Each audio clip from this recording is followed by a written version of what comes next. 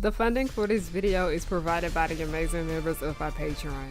Also contributions from viewers like you. Thank you. Yeah, I started from PBS Kids. What you gonna do? Fight me?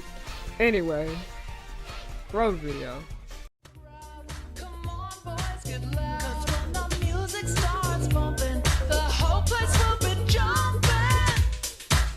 It's my scene, you know what Hey y'all, it's Harriana back with another video. Hi, hello, how are you doing? My name is Harriana and welcome back to The Pirate Ship, also known as Harry Oak's Pirate Ship. I am the captain. You were not my first mate. I don't got no first mate because you want to know why?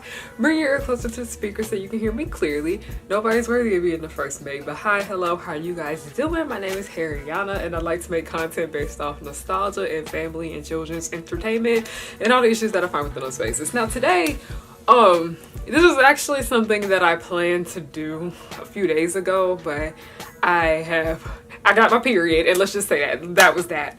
And I actually have somewhere to go tomorrow, but I didn't want to keep going long without having it upload. So here we are. I told myself to do something that wouldn't require me to do full-on research and scripting and all of that shit. Let's just get on here and just talk about some things that I just want to look back on from my childhood that I no longer really like for the most part. And mind you, some of these things are things that I was like high-key obsessed with, and then some of these things are things that I just liked, but now that I am in adulthood, I feel very different towards all of these things that I'm speaking about on this list for, I'd say, very valid reasons in my opinion. Now, I know some people can be like, well, you don't like it anymore because you outgrew it, you got older. And while yes, we can't say that, I also want you guys to realize that some of the stuff I'm talking about on this list is not stuff that was made for kids. It's honestly kind of some shit on here that I really shouldn't have been looking at that age.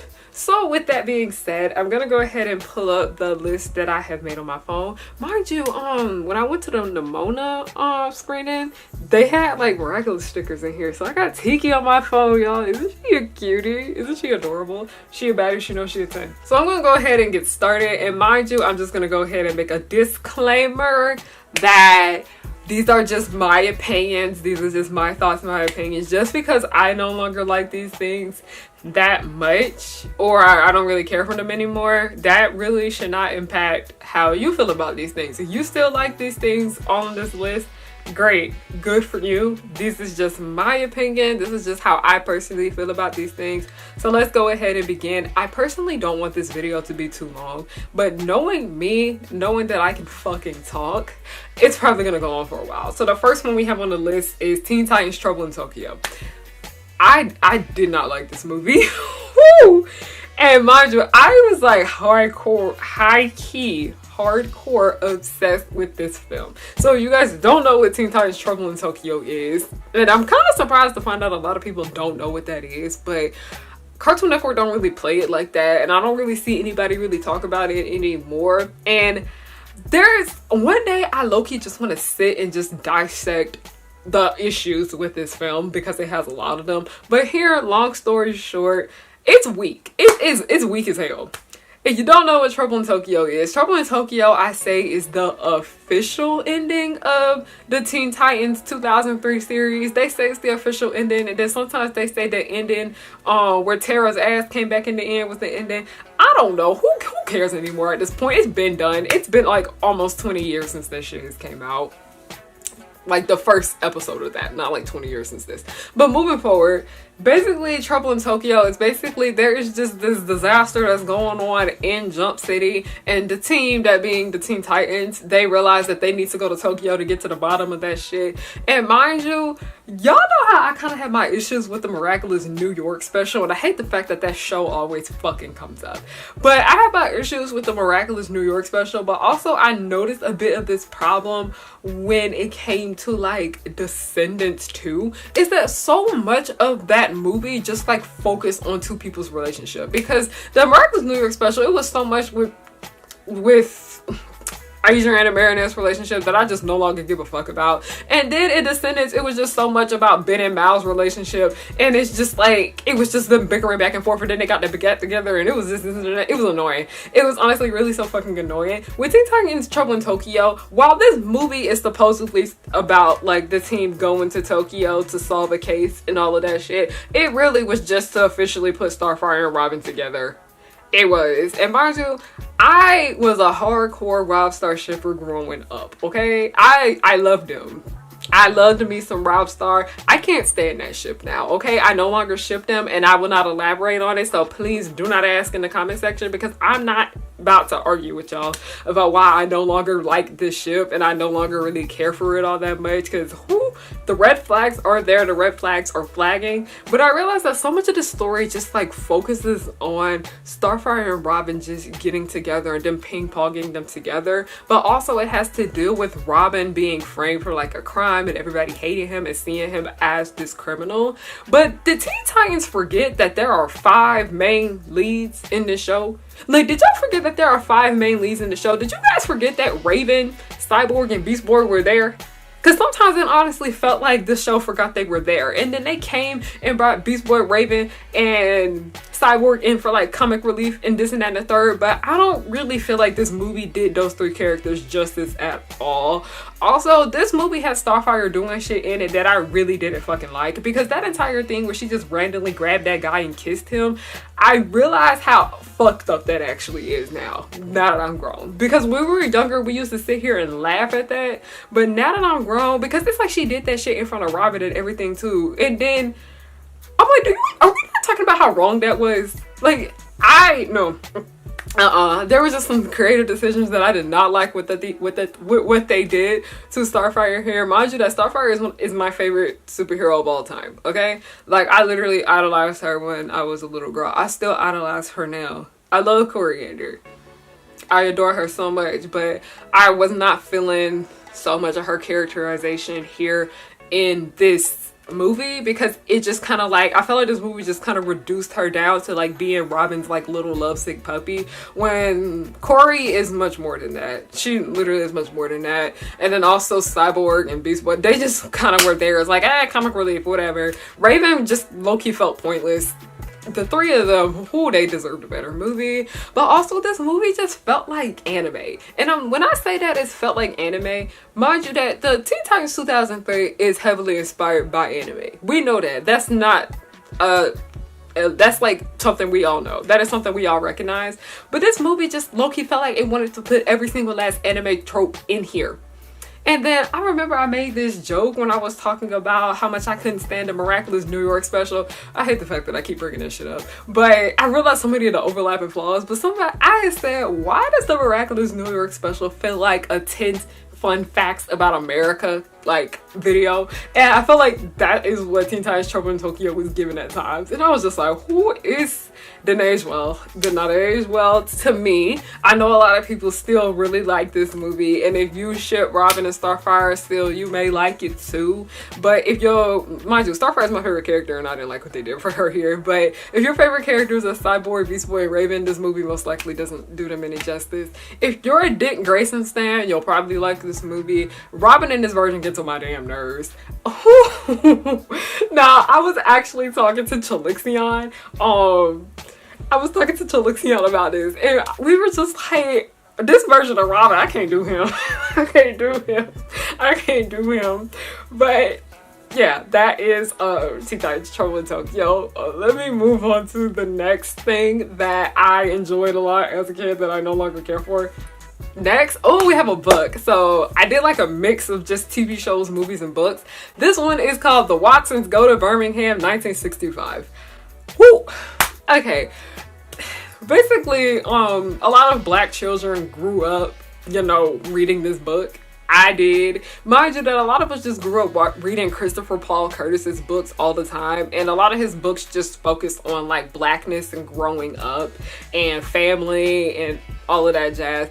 I personally think that Christopher Paul Curtis is a very talented writer, but I personally do not I don't know how I feel anymore, knowing that he ended up just basically writing like a fan fiction about the 1996 church, bombing. I'm not sure if I can say that word because I need to get past the YouTube censors. But if you guys don't know what that entire situation is, and you should, because this is your history, you most definitely should know. But I'm pretty sure the Klan, they basically... How am I gonna get past the censors with this? Okay, so they basically oh god, how am I gonna say this? They was disturbing the peace in this church that was in Birmingham, Alabama. And mind you, I had actually been to that church before too. I took a field trip there. And there were 4 girls in there, little black girls, and they ended up losing their lives because of this. It was literally a terrorist attack. So that's what that entire book surrounds, but it doesn't necessarily surround, I'd say, that event. It's what leads up to this event, because it basically focuses on this family called the Watsons, and it's just their family drama. And then the oldest child is just being very disrespectful and all that. So they're like, yeah, you going down to Alabama to go stay with your own family. So they do go down to Alabama, and they learn more about their history and this and that and the third. And it actually got a movie. It ended up getting a movie, and I know Scott Jackson was in it. So that is that right there. But I personally just don't know how I feel about people writing historical fiction, I'd say. And when I say historical fiction, I mean fiction that surrounds like traumatic events that affected real life people. I personally just don't know how I feel about that. It's one thing to recreate these things in like a movie, like I say, like Selma. And mind you, I've seen a lot of like movies. I've seen a lot of like, you know, historical black films and things like that, but these were all basically like based on the true story of these people. Like it was actual people. It wasn't made up people like in these situations. And the daughter Joey, apparently she was in the church when this was going on, and they were afraid that they'd end up losing her. And like it was a big debacle, and I just personally don't know how I feel anymore about that section of this book, because in the beginning of it, it's very interesting to just read a book about a black family. That is what I was eating the story up for. I had no idea about the thing that happened down in Birmingham that happens later on that actually happened in real life. I really did enjoy the stuff where we were just learning about this family, and then when they went down there and the actual historical real life stuff started to happen and these fictional characters were inserted into these events, I personally just don't know how I feel about that anymore. And the reason this crossed my mind is because, as you guys know about that damn submarine, basically there was a situation with that submarine, like, you know, the rich people was being stupid and they ended up dying because they wanted to go see Titanic in a submarine that just wasn't well equipped to go down there. And I found out that people was writing like fan fiction about that, and then it reminded me, wait a minute, James Cameron did the same thing when he did the Titanic. He basically made a story that surrounded this sink shipping, and like there were real people involved with it and everything like that. So I just was sitting here and thinking, is historical fiction ethical? And when I say historical fiction, in a sense, I'm not talking about something that takes place in a time period where it's just about like the people that's going on in that time period. I'm talking about people where like things actually happen to them, and these things were like, you know, serious, because I realized that that's like literally no different than what a lot of these people was doing with like the Titanic, like the new Titanic stuff. So it just really, it makes me think, how do you guys feel about people writing fictional stories about, you know, real life events that happen to people? Because I remember this entire thing was going on where people was writing like stories about like the Black Lives Matter protest and whatnot, because I remember people was doing that shit with like My Hero Academia, where they was like drawing fan art of the My Hero Academia characters marching with like, you know, the protesters at the Black Lives Matter marches. How do you guys guys feel about that. But I personally I don't know how I feel anymore about this story when I just sat down and realized like what so much of historical fiction is. Because I was like, should we be writing fiction where we insert fictional characters into real life events? Should we be doing that? Like, that's just something that I just wanted to think about. Moving on to the next one. The next one is a book that I most definitely should not have been reading at the age of 13. Oh, y'all. Yo. Okay. The next thing we are talking about that I no longer really like all that much now that I am grown is When All Hell Breaks Loose by Kamika Spencer. Okay. So I was watching Intellectual Media, and it was basically about a video about like naughty literature and the author Zane. It was something that Alexis had said in the video where she was talking about how so many people like in like black households had like books that were like written by Zane, which is basically like erotic literature. My friends used to bring like their mom and their auntie's books to school, and a lot of that like would be like erotic literature. Mind you, we're like 13 years old and we're reading these books in class and like passing them around to each other. So that's that. And then When All Hell Breaks Loose by Kamika Spencer, that is one of those books. Now, mind you that this book wasn't just like full on like erotica, but it actually like had a story. It was a story about this man and he has this fiance, and then so much of the story is just about realizing that there are some things going on within their relationship that are questionable with this man as his fiance. And let me tell you, no shade to Kamika Spencer. Mind you, this book came out in 1999, and because of that, that's why I'm just like, okay, it came out like in the 90s. This book is both homophobic and biphobic as hell. It is both homophobic and biphobic as hell. And honestly, I wasn't really liking the story all that much anyway. The reason why I liked it so much when I was 13 is because I thought I was grown. And me and all my friends was like, ooh, read this part right here. Ooh, read that part right there. And we were just over here flipping to like all the nasty parts in the book. But,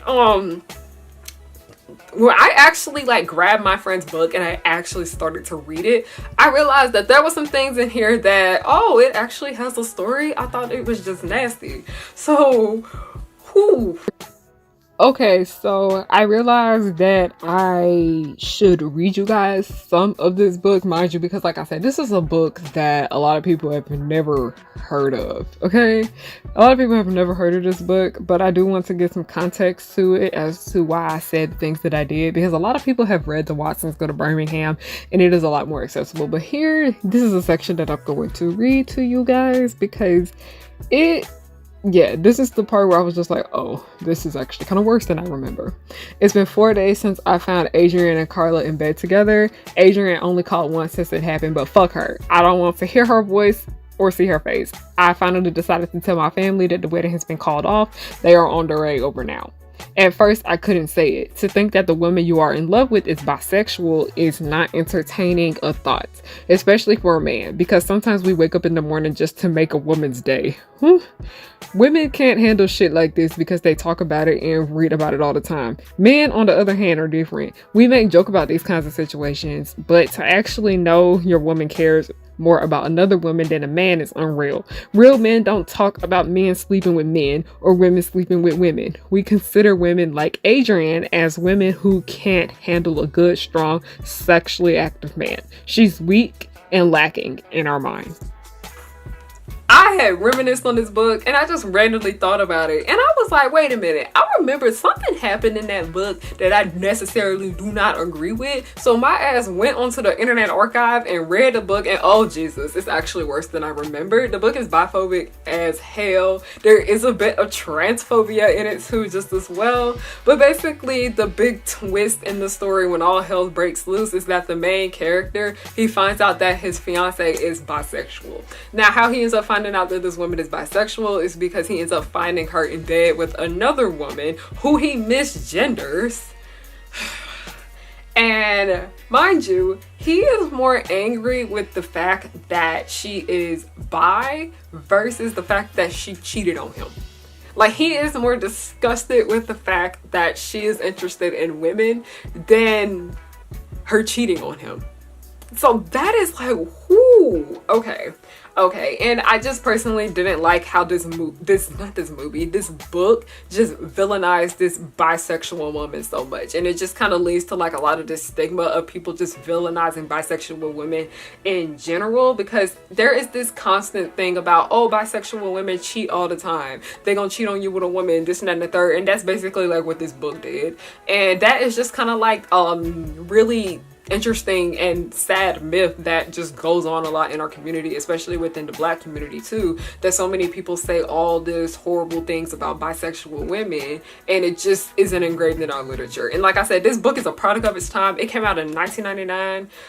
It shows. And mind you, I'm not sitting here, and I don't want any of y'all sending hate to the author. Please don't. I don't want you guys hating on the author at all with this story, because a lot of y'all don't know this book. I'm just gonna be completely honest. A lot of people have no idea this book existed until I started talking about it here on my channel. So I do want to do my part in making sure y'all, I said this, please do not send hate towards the author. This was written in the 90s, and I have not read any of her other books, but I'm pretty sure that she's a very talented woman. She has that college degree. She literally teaches. She writes a lot. She has a lot of experience with writing. She has been writing before I was even fucking born. Okay? So the woman knows what she's doing. She's a great writer, but also, like I said, there's just some things in this book that just aged poorly, and it just has harmful like rhetoric in here about bisexual women. And whoo, it was a hard read. It was a hard read.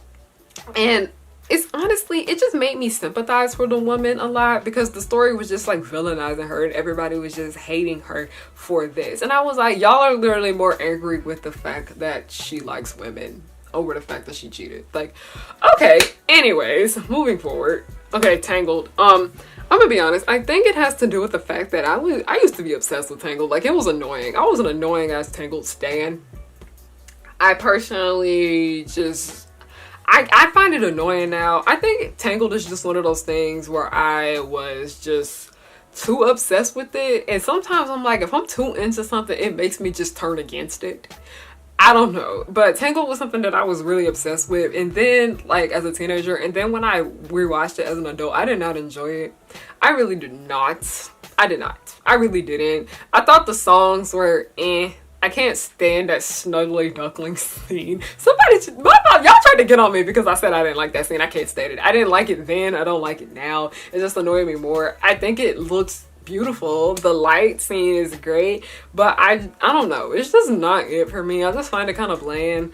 I didn't really care to go finish watching the series. My friends told me just to skip to season 2. I might do that, but I just not the biggest fan of this story anymore. And then also when I was talking with one of my friends, I found out that this movie has a issue with anti-Semitism. And mind you, I am not sitting here and telling you that you should dislike Tangled. I'm not.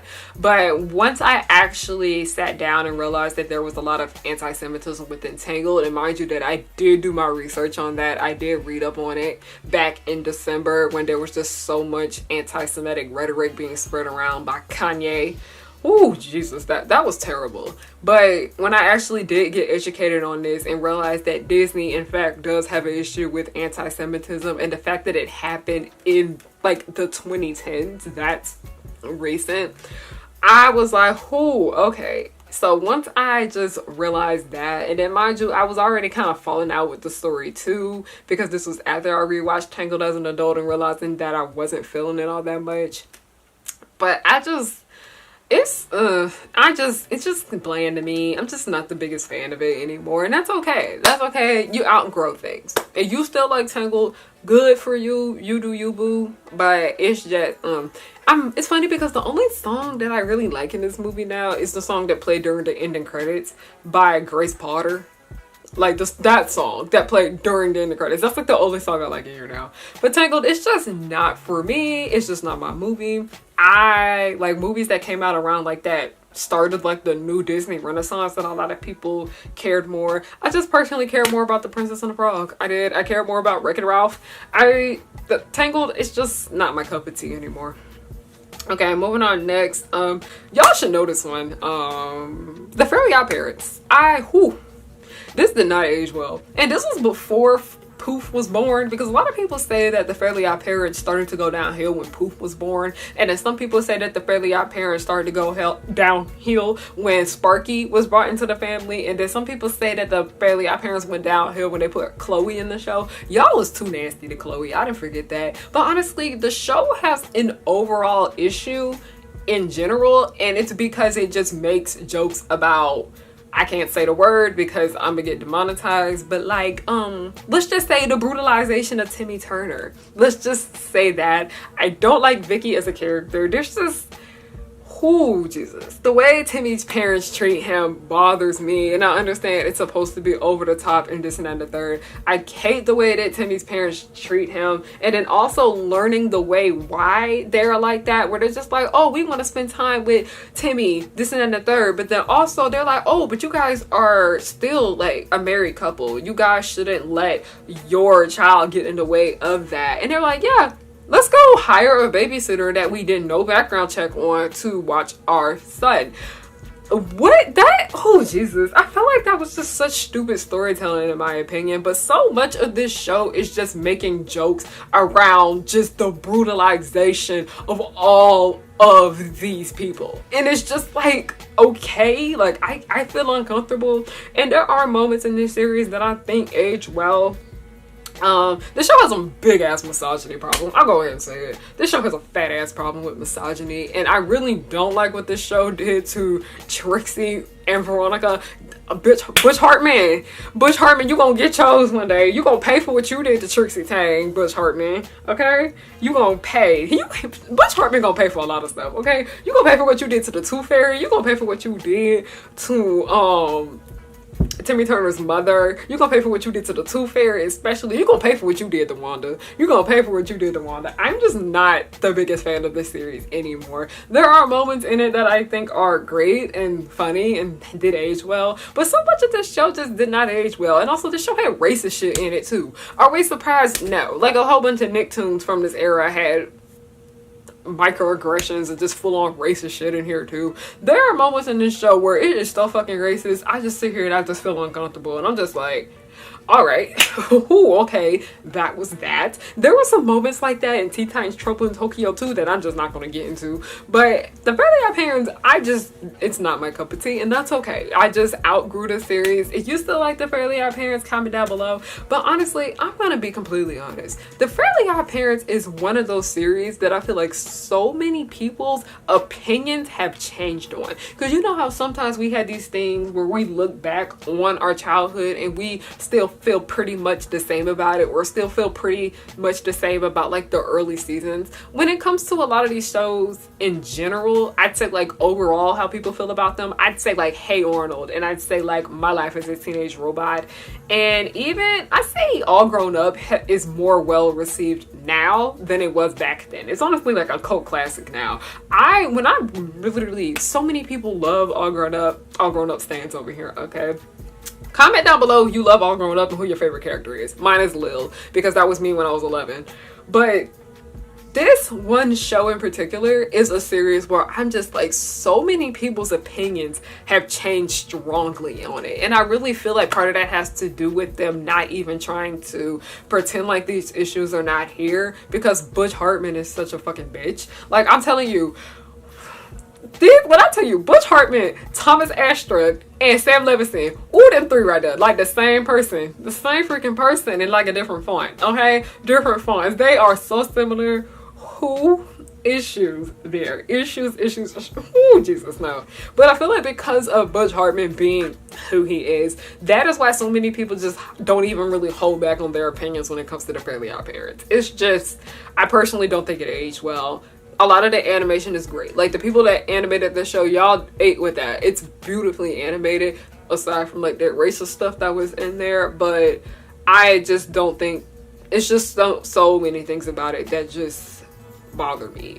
Especially as somebody that was A-worded by one of my teachers for an entire school year. I'm just like, yeah, I don't know how I feel about this series no more. I personally don't.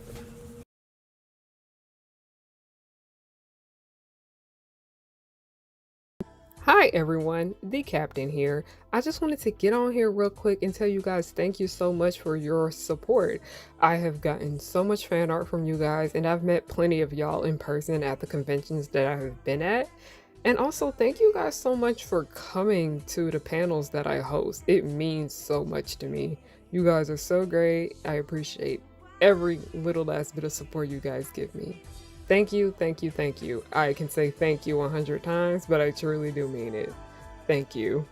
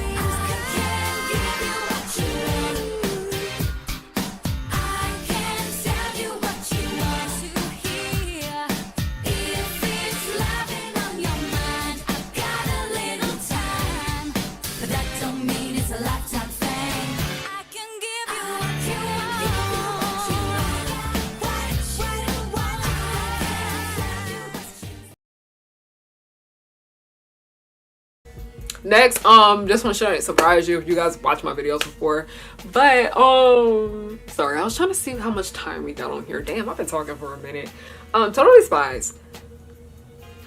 I just find it boring.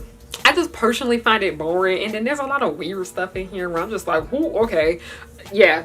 I just personally find it boring. Mind you, I'm not somebody that, I've never really been the biggest fan of like Charlie's Angels in the first place. I think the aesthetic is nice, but I just never really been like the biggest fan of it. In my opinion, the stuff where they're not doing like spy shit is where the show shines the most, in my opinion. I was not a fan of like any of the spy shit, but I really liked the stuff where it was just them roaming around Beverly Hills being rich girls. I loved seeing that. I enjoyed that. That was my favorite aspect of this series, of them just being rich girls in Beverly Hills. That's my favorite part of the show, but mind you, that's basically only like 20% of the episode. 20% of the episode is just the normal stuff, and then the rest of it is like the spy shit. I personally, if the show just wanted to do like the regular stuff all the time, I would have loved it. I would have kept watching it. But when the show just actually went to do the spy stuff, I just personally was bored because I'm not the biggest fan of action. I'm somebody that cares more about like character driven stories than like action packed stories, because mind you, I personally find action movies to be boring. Like, what's that one movie? I find them James Bond movies to be so fucking boring. Like, it depends on which one, like, of the James Bond movies, but like, I wouldn't even say James Bond because I do enjoy James Bond to a certain extent. What is it? It's not Jason Bourne. It's not James Bond. I love Run Lola Run, and that's actually like a rare case of where I actually do like an action film. What movie is that? Indiana Jones. I hate Indiana Jones, okay? But I just not the biggest fan of movies that are just action the entire time. Like those big blockbuster films. I just don't like those. And that is just what so much of Totally Spies was. Just action and adventure. And no, I want to watch the show for like the girls doing girly things. I want to watch the show for the fashion. I want to watch the show for the movie. Not the movie, the music. Like the things that I like Totally Spies for, it just, sorry I got cut off, but the thing that I like Totally Spies for the most, it just wasn't enough for me in this series. And anytime I just try to give the show a rewatch, it's just background noise. It's just background noise. But I will say that I did enjoy Totally Spies the movie. I was supposed to make an entire video just kind of like talking about Totally Spies the movie, But I never really got around to it. I do want to pick it back up, and I do want to come around to it, talking about Totally Spies the movie. I don't know. It's just, I just personally don't care about it no more. And when I found out it was coming back, I wasn't excited because I realized this show just wasn't it for me. Even when I was little, I didn't even really like the spy stuff in general. So yeah, Totally Spies, nope. Next, y'all might eat me up for this, but the first and the second High School Musical movie. The third one is the only High School Musical film that I will say that I like. And you want to know why? Because it's the only one that felt like a real movie in my opinion.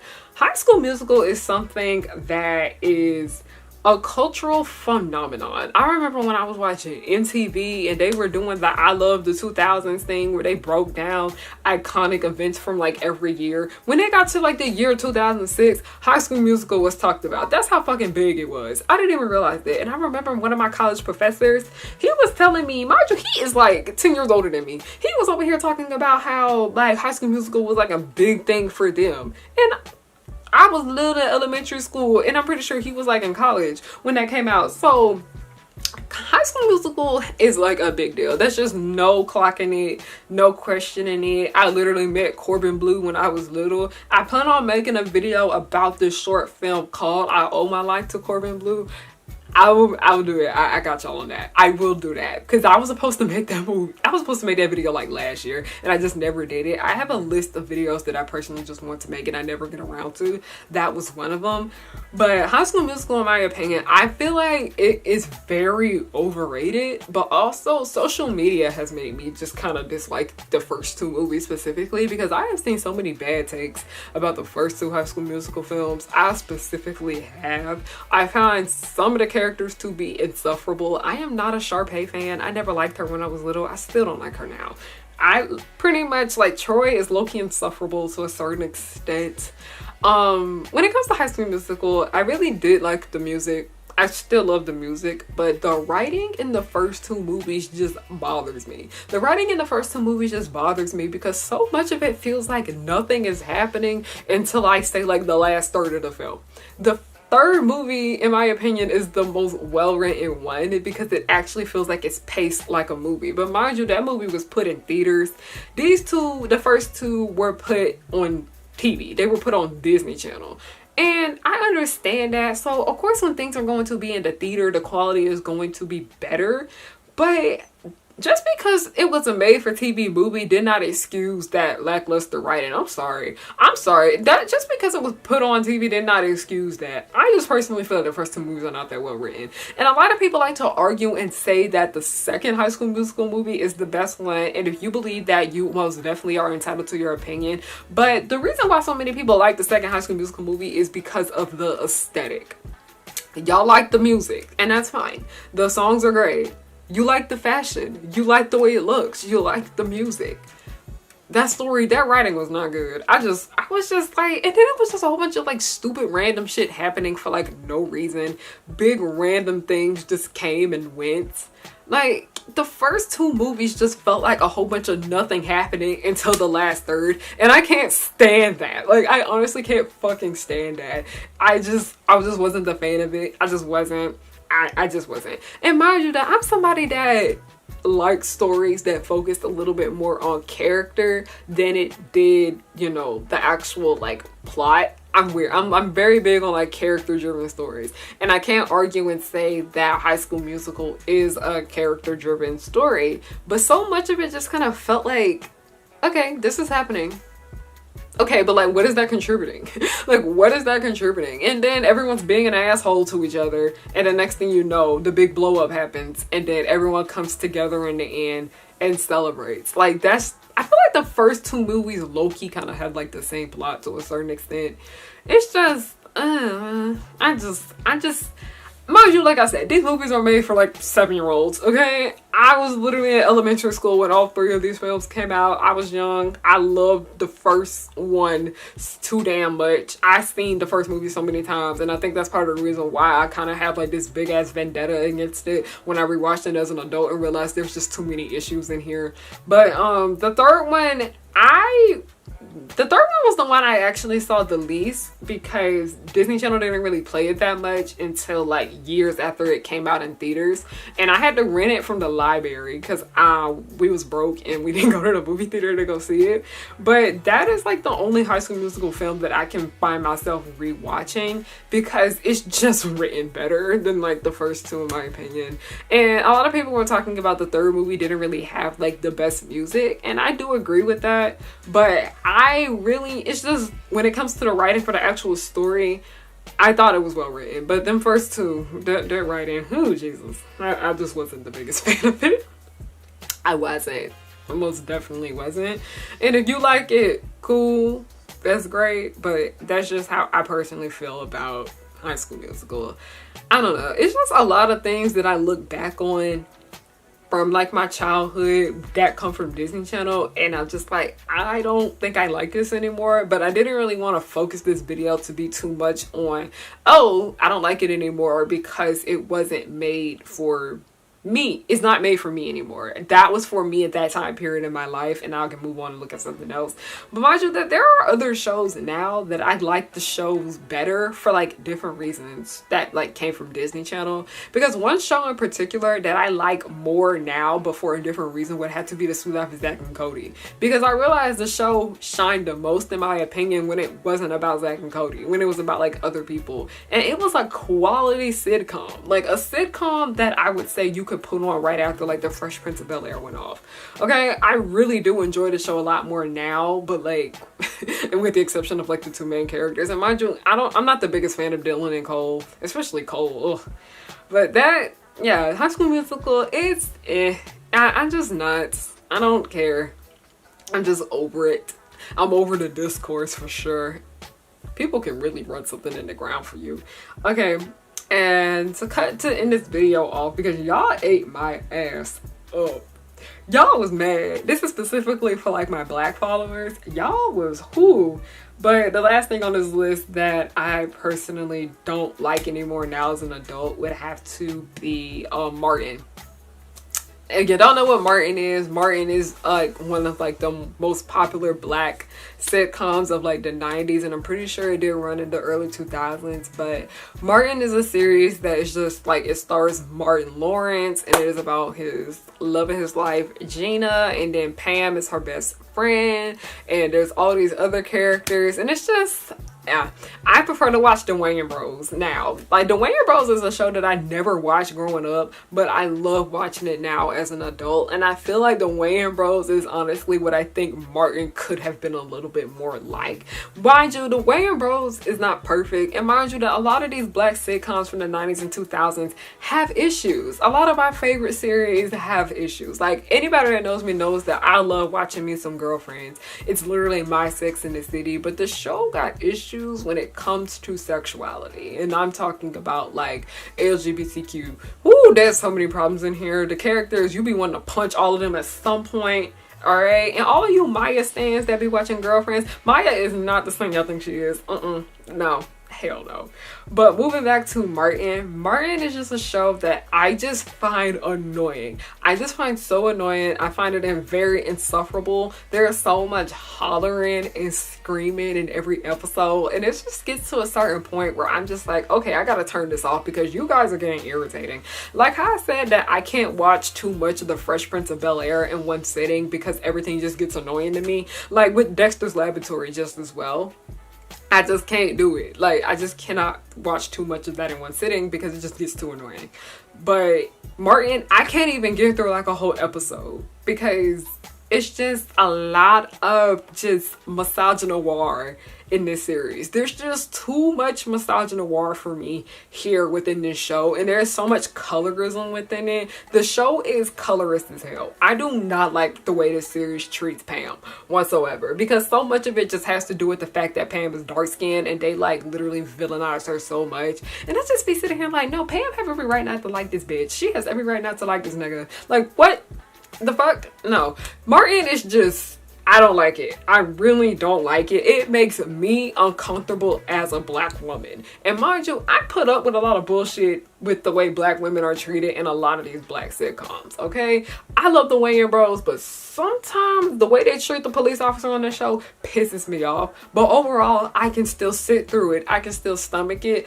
The way Martin treats Pam just, it hurts me. It's just too painful. And I really don't even like the way he treats Gina either, even though Gina is light-skinned. Like, colorism doesn't really apply to her character here, but I just think Martin just wasn't great to her in general. The show, I hate the way the show treats black women, okay? I hate the character Shanae. I'm just not the biggest fan of Martin. And if you're still a fan of Martin, cool, you do you, because I know a lot of my friends, and a lot of my friends are black, by the way, a lot of them love Martin and they enjoy it, and that's like one of their favorite black sitcoms, okay? There's nothing wrong with that if you still like Martin, but that's just my personal opinion about why I just am not the biggest fan of the series. I never really liked it all that much when I was younger. I mainly just watched Martin because all of my classmates watched it, and I just wanted to know a little bit about what they had going on.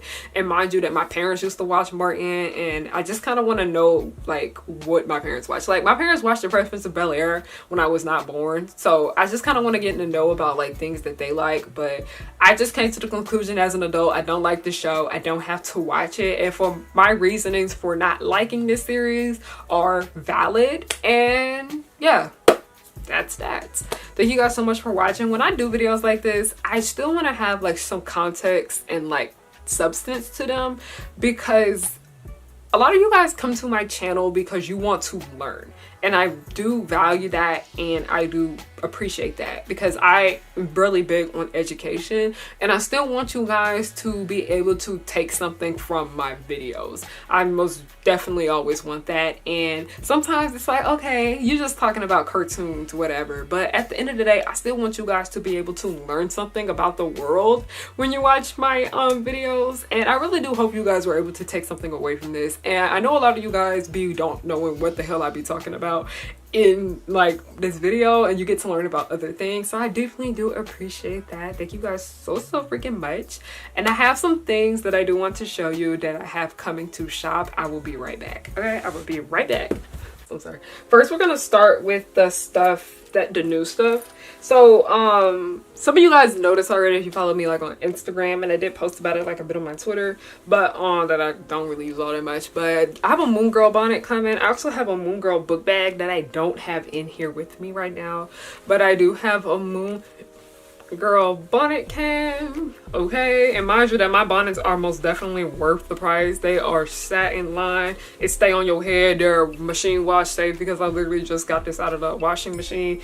Is it a washing machine? Our washing machine and dryer safe. So yeah, Moon Girl bonnets, and you guys are Moon Girl fans, I will have these up. These will be up for sale on the 16th. For those of you guys who like Monster High, I have a Frankenstein inspired bonnet. I don't know if you guys can see it all that well, but because you know Frankie, they have like, you know, like they are basically Frankenstein's child, okay? So that is the Frankie Monster High bonnet. So I finally have some Monster High things. I also have a lot of Monster High stickers on my shop, by the way. You guys are interested in those. Usually you can see them on like the bottom of like my videos. You'll see that they're there. So those are like the new bonnets that I have. I have restocked the Ladybug bonnets. I am gonna add more Miraculous Ladybug bonnets simply because I just want to, but y'all like them. I have an Alia bonnet. This is the Alia bonnet. You guys have seen me wear this if you guys seen the bonnet commercial. I have a Cat Noir bonnet. Me and my friends, we literally have this bonnet. We match with each other with this one. And then all my friends, I make all my friends get a Ladybug bonnet, but the Ladybug, the classic one, is going to be back in stock too.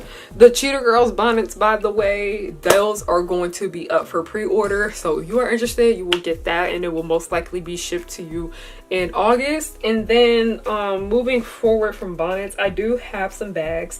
I actually started using one of them actually already. I actually do be using my products, y'all, but these are Bedazzled Monster High bags. These are just some like little Monster High inspired little bedazzled things that I came up with. And you guys have seen the stickers from Monster High. It's literally the same design, but this is the Draculaura. I've been carrying this one around with me mainly because I don't know, I just been in the mood to carry the Draculaura one, and I'm not really a pink girl, okay? But I have an event tomorrow, and my outfit's gonna be pink, and it's going to be my little bag. My stuff is in it, by the way, so you guys can hear stuff. That's why. So that's that. I do have a bag for Frankie. I have a bag for them too, just as well. This is the one I'm most likely going to be carrying around more. I'd say, like, the main reason I'm carrying this one is, like, it's cute, I love it, but like my outfit's gonna be pink, and I was like, I'm gonna keep the pink thing.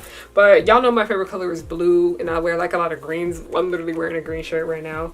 But Frankie, I have a bag for them. Super cute. Like I said, I designed this, and yeah, it was, I'm telling y'all, me and these bags was like fighting to get together. I have went through like so many different kinds of materials to get these shits done, and I was literally about to cry. And then I also have one for Claudine. We love Claudine. I really wanted to make one for Halloween, but I'm literally like the only Halloween stand out here. So I have a Claudine bag just as well. And mind you, I didn't want to give you guys like giant ass, like, you know, bags. Like, I didn't want to have like big old bags that are just like take up everything. I just wanted to get something that was small, that you can just grab and go and carry on. Because mind you, I'm somebody, the bigger my purse is, the more shit I put in it. Okay, I don't need to. And the only thing, it fits your phone. Let me throw my phone in here. It literally fits your phone. Literally fits your phone. I have my wallet in here, I have my keys in here, I have my lip gloss in here, and then I also have a perfume in here, okay? That's really like the only things I really need to be carrying. Also, I have deodorant in here, y'all. See? Y'all carry deodorant in your bags, you should. Okay? Let me get it. I got business cards in here. I'm telling you, I bring business cards everywhere with me. I really do. But I got my charger. Also got my deodorant. You can still fit a pretty good amount of stuff in here for it being like a small bag. So yeah, those are like the new things that I have coming to shop on the 15th, and I will see y'all over there on harryonahook.com. Use code HOTSPOT30 if you would like 30% off of your order. There is stuff there that is on sale now, but yeah. And also, I'm gonna be at the Urban Nerd Con the end of July.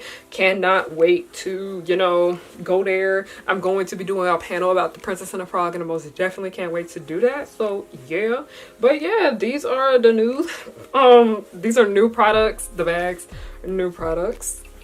New products. Let me over here doing self promo. I do plan on making like a new bonnet commercial, but yeah, I love that song so much in my bonnet commercial. I'm not changing the song, but I am gonna make like a new bonnet commercial with the same song. So yeah, hopefully I can get around to doing that. Y'all, I just been so busy with stuff like outside of like my YouTube channel. My YouTube channel, I still need to make that bag over here. So yeah, that's pretty much it that I got for today. Thank you guys so much for your support. I deeply do appreciate it. And like I said, I didn't want to go this long without like, you know, I feel like it is disrespectful of me to go so long without posting.